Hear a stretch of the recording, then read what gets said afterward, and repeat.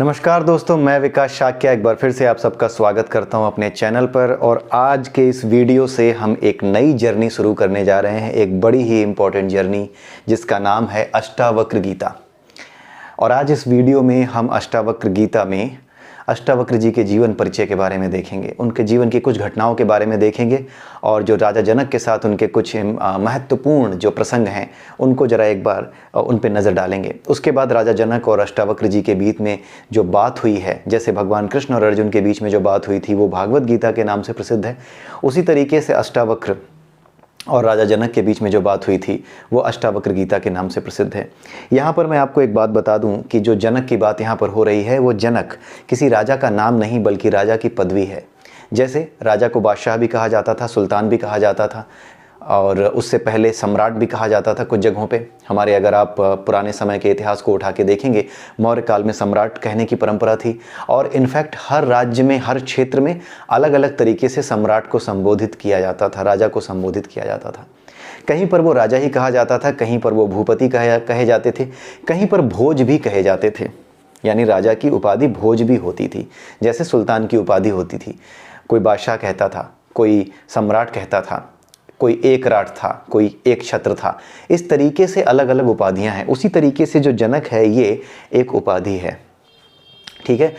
ये जो जनक की उपाधि है, आप इसे राजा जनक जो माता सीता के पिताजी थे उनसे कंफ्यूज मत कीजिएगा। जनक एक उपाधि है राजा की। राजा जनक जो थे उनके बारे में बात की जा रही है, लेकिन ये जनक एक उपाधि की तरह लीजिएगा। ये दूसरी उपाधि है, वो उपाधि नहीं है जो माता सीता के पिता का नाम, वैसे जनक मत लीजिए। जनक एक उपाधि हुआ करती थी।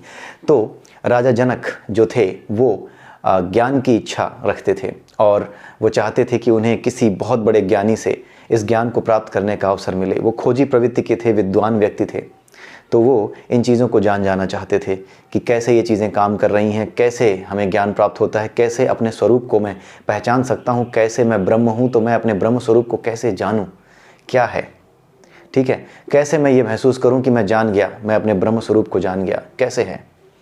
तो इसमें उनके बीच में जो बातचीत है, जो हमारे अष्टावक्र जी हैं और जो हमारे राजा जनक हैं, उनके बीच में जो बातचीत है उसी को क्या कहा जाता है, उसी को कहा जाता है अष्टावक्र गीता।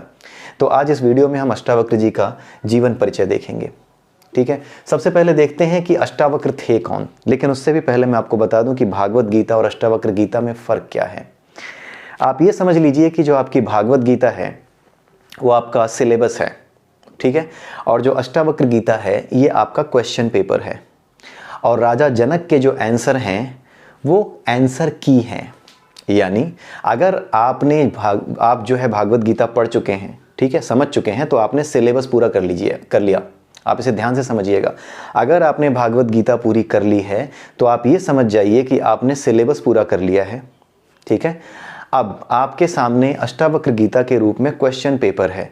आप अष्टावक्र गीता में जितने भी श्लोक हैं एक एक करके उन श्लोकों को उठाइए, जहाँ पे प्रश्न है, जहाँ पे उत्तर हैं। आप उन श्लोकों को देखिए, उनके अर्थ को एक लाइन में पढ़िए और उसके बाद ये समझने की कोशिश कीजिए कि इसका आंसर आपकी तरफ से क्या आना चाहिए, ठीक है। फिर उस आंसर को आप अपने पास रखिए, ठीक है, उसको दिमाग में रखिए कि आपने क्या आंसर सोचा है। उसके बाद आंसर की देखिए। आंसर की क्या, राजा जनक ने जो उत्तर दिए हैं अष्टावक्र जी को और अष्टावक्र जी ने राजा जनक को जो कुछ समझाया है, अगर उससे आपकी अंडरस्टैंडिंग मेल खाती है, आपके विचारधारा और आपके उत्तर उन उत्तरों से, उन सवालों जवाबों से मेल खाते हैं जो अष्टावक्र और राजा जनक के बीच में हुए, तो आप ये समझ जाइए कि आपने भागवत गीता सही से समझी थी। ये भागवत गीता का एक तरीके से क्वेश्चन पेपर आप इसे समझिए साधारण भाषा में। और अगर इसे हम आध्यात्मिक भाषा में समझें तो कुछ ऐसा है कि जो हमारी भागवत गीता है वो सिद्धि का मार्ग है। वो रास्ता बताती है कि सिद्ध की ओर, यानी आत्मसिद्धि। सिद्धि वो सिद्धियां नहीं जिससे आप किसी को जो है भ्रमित करना सीख जाएं, आप उस पे पानी पे चलना सीख जाएं या आग में घुसना सीख जाएं, ये सिद्धियां नहीं। सिद्धियां आत्मसिद्धि की बात की जा रही है, स्वयं को सिद्ध करना, जैसे महात्मा बुद्ध ने किया, जैसे अर्जुन अपने आत्म को जान गया, जैसे बड़े बड़े विद्वान अपने आत्म को जान गए, जैसे खुद अष्टावक्र अपने आत्मबोध को प्राप्त हो गए। उसे कहते हैं आत्मबोध की सिद्धि। वो आत्म सिद्धि है, वही वास्तविक सिद्धि है और वही जीवन का उद्देश्य है, ठीक है। तो ये जो आत्म सिद्धि है इसके बारे में बात की गई है। ठीक है, तो अष्टावक्र जी ने जो हमारे जनक जी थे उनको यही चीज़ें बताई हैं, इन्हीं चीज़ों के बारे में समझाया है। और अगर आपके उत्तर, आपके विचार इन सभी विचारों से मिलते हैं जो कि अष्टावक्र और जनक जी के बीच में संवाद के रूप में हैं, तो आप ये समझ जाइए कि आपने सिद्धि के मार्ग को ठीक से समझ लिया है। यानी आप उस परीक्षा में कि भागवत गीता में क्या समझाया गया है उसे आप अच्छी तरह से समझ चुके हैं। तो कुल मिलाकर के भागवत गीता अगर सिद्धि का मार्ग बताती है तो अष्टावक्र गीता क्या है? सिद्ध पुरुष की कसौटी है। मतलब ये टेस्ट करने की कसौटी है कि ये व्यक्ति उस विचार को, सिद्धि के विचार को, और किसे वास्तविक सिद्धि कहते हैं, आत्मस्वरूप का बोध किसे कहते हैं, क्या ये इसे जान गया है, क्या उसका जो है इसे अनुभव हो चुका है। अगर उसका इसे अनुभव हो चुका है या वो जानता है कि वो अनुभव कैसे होगा, किस तरह से होगा, तो ये समझ जाइए कि ये भागवत गीता को पूरी समझ चुका है। और अष्टावक्र गीता की मदद से, उसके आंसर से मिला के वो जान सकता है कि वो सिद्ध हो चुका है, यानी वो सिद्धि के मार्ग पे आ चुका है, या फिर वो सिद्ध स्वरूप सिद्ध हो चुका है। मतलब उसे सिद्धि मिल चुकी है, अपने आप को आत्मा के रूप में वो जान चुका है। इतनी सी बात है। आत्मसिद्धि का अर्थ है कि अपने आप को आत्मा के रूप में जो व्यक्ति महसूस कर चुका है कि नहीं, मैं शरीर नहीं हूँ, मैं आत्मा ही हूँ, भले ही ये शरीर समाप्त नहीं हुआ, फिर भी अगर वो ये महसूस कर चुका है, वो जान चुका है कि वो शरीर नहीं बल्कि एक आत्मा है। ठीक है, सांख्य के माध्यम से, सांख्य दर्शन का ही एक अंग है ये। सांख्य दर्शन में तत्वों के माध्यम से, वैश्लेषिक अध्ययन के माध्यम से, अपने अनुभवों के माध्यम से इस चीज़ को महसूस किया जाता है कि हम आत्मा नहीं हैं, हम शरीर नहीं हैं, हम आत्मा हैं। ठीक है, तो यही जो वैश्लेषिक सांख्य अध्ययन है उसी का एक जो वृहद रूप है, इसका जो फाइनल जो कंक्लूजन है वो आकर के अष्टावक्र गीता में मिलता है। तो जो अष्टावक्र गीता है वो सिद्ध पुरुष की कसौटी है। अगर दोनों में अंतर हम देखें, अगर कोई पूछे कि अंतर क्या है, तो जो भगवत गीता है वो सिद्धि का मार्ग है। ठीक है, यानी सिलेबस है वो। ठीक है, और अष्टावक्र गीता जो है ये क्या है? सिद्ध पुरुष की कसौटी है।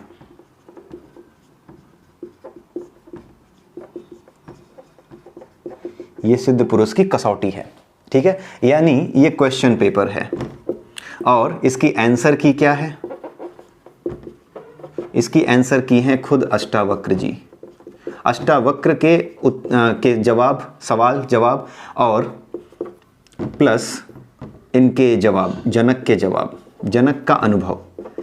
अष्टावक्र जी क्या कर रहे थे कि जनक से ये पूछते जा रहे थे, बीच बीच में कुछ प्रश्न पूछ रहे थे और उन प्रश्नों के उत्तर से, उनके माध्यम से वो ये जानना चाहते थे कि ये सिद्ध हुआ है या फिर इसे सिद्ध होने का भ्रम हुआ है।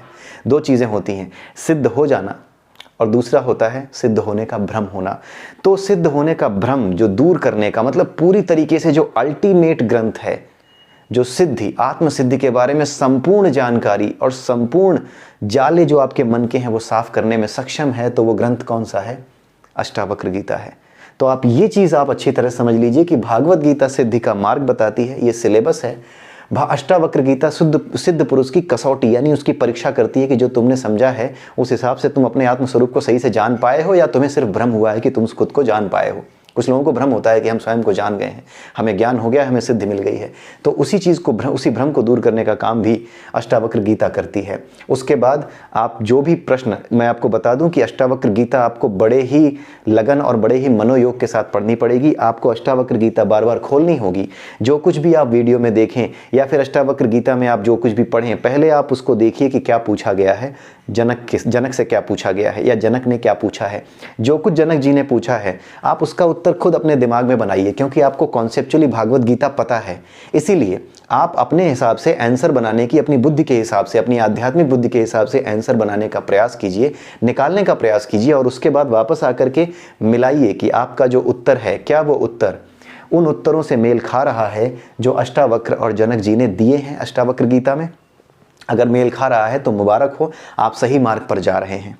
ठीक है, और नहीं खा रहा है तो भागवत गीता को फिर से रिपीट कीजिए, उसको दोहराते रहिए। भागवत गीता किसी भी हालत में आपको छोड़नी नहीं है। आप रोज भागवत गीता के भले ही 2 श्लोक पढ़िए, लेकिन पढ़िए जरूर। 3 श्लोक, 2 श्लोक, मैं तो कहता हूँ एक ही श्लोक पढ़िए। साल भर में अगर आप 2 भी श्लोक हर रोज पढ़ रहे हैं तो साल भर में एक बार फिर से पूरी भागवत गीता रिवाइज हो जाएगी। और हमारे पास तो हमारे चैनल पर पूरे के पूरे वीडियोज़ भी अवेलेबल हैं, ठीक है। तो आप भागवत गीता खुद से पढ़ करके कहीं पर किसी तरह की कन्फ्यूज़न है या कुछ भी है तो एक बार वीडियो रेफ़र कीजिए। और भी सोर्सेज हैं, हर जगह से रेफ़र कीजिए। चारों तरफ जो है विद्वानों ने अपनी बातें कह रखी हैं, उनको भी रेफ़र कीजिए। कोई ज़रूरी नहीं है कि केवल हमारे पास से ही आपको चीज़ें समझ में आए, कहीं से भी जहाँ से भी मिले। ये तो भगवान की सेवा का कार्य है, हर कोई अपने तरीके से कर रहा है, लेकिन अंततः उद्देश्य क्या है? सेवा। तो किसी के लिए भी कुछ ऐसा मत रखिए कि वहाँ सही मिलेगा नहीं मिलेगा, वहाँ ना। कहीं भी जाइए, अगर कहीं से कुछ पता नहीं चलता तो दूसरी जगह खोजिए, खोजी प्रवृत्ति अपनी जीवित रखिए।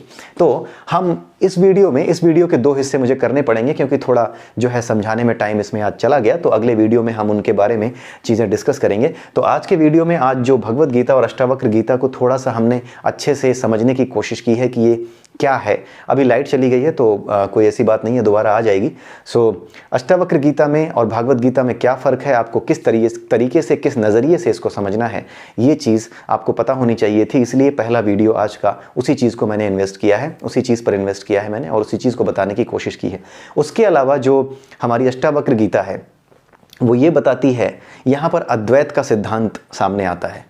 जैसे भागवत गीता में क्या बात बताई गई है कि जो परमात्मा है उसके अंश हैं आत्माएं, ठीक है, अंत में उसी में मिल जाती हैं, ठीक है। तो परमात्मा का अंश होने की वजह से ये आत्माएं भी स्वयं क्या हैं? परमात्मा की ही संपत्ति हैं।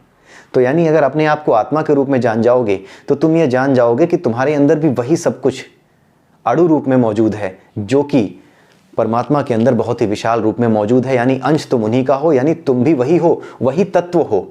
अंत में तुम वही तत्व हो जिस तत्व से परमात्मा बना है, बस तुम उसका छोटा सा अंश हो और वो एक शरीर के भीतर बैठ गए हो, ठीक है। तो ये है, तो ये अद्वैत की ये जो है बात होती थी। द्वैत यानी परमात्मा और आत्मा दोनों अलग अलग एंटिटीज और दोनों अंश आत्मा का जो है वो वही है, ठीक है, परमात्मा का ही अंश है। जैसे सूर्य की जितनी भी किरणें हैं, जितनी भी रश्मियां हैं, वो किसकी वजह से हैं? सूर्य की वजह से ही तो फैली हुई हैं, वो सूर्य से ही तो निकल करके गई हैं। तो अंततः वो हैं सूर्य का ही तेज, ठीक है वो सूर्य का ही तेज। लेकिन सूर्य और सूर्य की किरणें जो आ रही हैं धरती तक, सूर्य तो हमारी धरती पे नहीं गिर गया ना, सूर्य की किरणें ही तो हम तक आ रही हैं, वो किरणें सूर्य की वजह से ही हैं। इसलिए जो कुछ है ये किरणें भी क्या है? सूर्य का ही अंश है। तो अंततः ये किरणें भी क्या है? सूर्य ही हैं।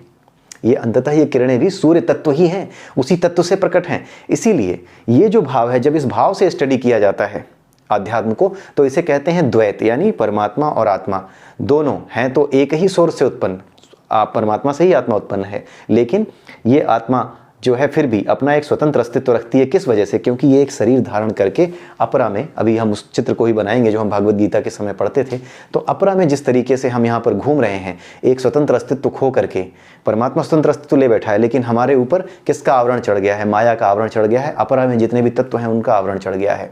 तो यहाँ पर क्या है? ये द्वैत का भाव भागवत गीता में इस तरीके से समझाया गया। और अंत में जब आप मुक्त हो जाते हो तो वापस इसी परमात्मा का अंश हो जाते हो, वापस इसमें मिल जाते हो। मिलने का मतलब आप इनकी सेवा, मतलब जो अंश है वो अंश हमेशा इनका ही अंश बना रहता है, लेकिन इसे दोबारा किसी नए शरीर में जन्म नहीं लेना पड़ता। इस विचार से जब अध्यात्म को स्टडी किया जाता है तो इसे कहते हैं द्वैत का सिद्धांत, ठीक है। दूसरा है अद्वैत। अद्वैत का मतलब कि अपने आप को इस रूप में ले आओ। जब आदमी द्वैत के माध्यम से, द्वैत में रहते हुए, भागवत गीता को स्टडी करते हुए जब वो जान जाता है कि वो परमात्मा का ही अंश है, तो कुल मिलाकर के वो उसी तत्व से बना है जिस तत्व से परमात्मा बना है, राइट। उसी तत्व की वजह से इस आत्मा में भी वही सब गुण हैं जो कि परमात्मा में है। परमात्मा में परम ज्ञान है, इस आत्मा में भी परम ज्ञान होता है। इसीलिए तो जरूरी नहीं है कि आप शास्त्र पढ़ते रहें, आप भक्ति करते हैं। जब परमात्मा तक किसी भी माध्यम से पहुंचते हैं, चाहे भक्ति से चाहे कर्मयोग के माध्यम से, तो आपके सामने वो ज्ञान प्रकट हो जाता है जो शास्त्रों में लिखा हुआ है। और ये अपने अनुभव की बात है, ये किसी को समझाया नहीं जा सकता। जिसने अनुभव किया वही जानता है, और किसी को समझा भी आप नहीं पाएंगे, और कोशिश भी मत कीजिएगा कि समझाने की कोशिश की जाए। ये केवल अनुभव का विज्ञान है, ठीक है। तो ये चीज़ जो है द्वैत की बात होती है। अद्वैत की बात जो की गई है वो की गई है अष्टावक्र में। क्यों? क्योंकि यहाँ सिद्ध पुरुष की कसौटी की बात की गई है। जो सिद्ध पुरुष हो गया वो यही तो जान जाएगा कि मैं ईश्वर का ही अंश हूँ, इसीलिए वही तत्व है जो उसमें है, तो अंततः मैं उसी में मिल गया हूँ। अब मुझे इस शरीर में अब मुझे वापस इस दुनिया में आकर कोई नया शरीर लेना नहीं पड़ेगा, क्योंकि सारी वासनाओं से मेरी मुक्ति हो चुकी है। वो फिगर याद रखिएगा, उसको हम बनाएंगे अगले वीडियो से। वो वीडियो जो 5 कोश हैं हमारे परा और अपरा की बात है, वो केवल भागवत गीता को ही नहीं, वो अष्टावक्र गीता को समझने में भी आपकी हेल्प करेगा। वही क्रक्स है, वही उपनिषदों का सार है जो आपको दोनों गीताओं, जो हमारी भागवत गीता और जो अष्टावक्र गीता है, दोनों को समझाने में सक्षम है, दोनों को समझने में आपकी बहुत बड़ी हेल्प करेगा। ठीक है, तो अद्वैत में क्या होता है, तुम ही ब्रह्म हो, तुम ही वो परमात्मा हो। ठीक है, तुम उसके अंश हो तो तुम वही हो, क्योंकि उसी एलिमेंट से बने हो। तो यहां पर जब इस भाव के साथ, जब आप इस भाव में स्थित हो जाते हो कि जो परमात्मा है उसका अंश भले ही मैं हूं, लेकिन अलग भी हूं, यहां पर शरीर भी लिया है, लेकिन अंततः मैं हूं वही, उसी का अंश हूं। उसका अंश होने की वजह से मुझ में भी वही तत्व है, वास्तविक तत्व वही है जो से परमात्मा कहते हैं, और उसी से मैं उत्पन्न हूं। इसलिए हम में और उसमें गुणात्मक रूप से कोई फर्क नहीं है। गुणात्मक रूप में एक होता है क्वालिटेटिव, एक होता है क्वांटिटेटिव। तो क्वालिटेटिव लेवल पे हम में कोई अंतर नहीं रह गया इस भाव के साथ जब हम अध्ययन करते हैं अध्यात्म का, और इस भाव को जान जाते हैं, इस भाव में स्थित हो जाते हैं, तो इसे कहते हैं अद्वैत वेदांत, इसे कहते हैं अद्वैत का भाव। तो अद्वैत के भाव के साथ जब हम स्टडी करते हैं तो उसे हम अद्वैत सिद्धांत कहते हैं, वेदांत का। ठीक है, तो जो अष्टावक्र गीता है वो अद्वैत के सिद्धांत की ओर सीधे आपको ले जाके पटकती है। क्यों?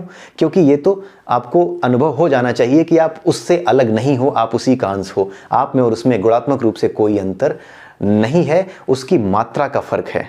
आप अणु हो, वो विशाल है। आप छोटे हो, आप आत्मा होने की वजह से उसका छोटा सा अंश हो, लेकिन वो आप छोटा सा अंश लेकर के एक एक जगह पर भटकते रहते हो, लेकिन वो संपूर्ण विश्व में फैला होने की वजह से वो विस्तारित है। लेकिन गुणात्मक रूप से क्वालिटेटिव लेवल पर परमात्मा और आपकी आत्मा गुणों के स्तर पर अंतर नहीं आता। आप भी दिव्य हो, वो भी दिव्य है।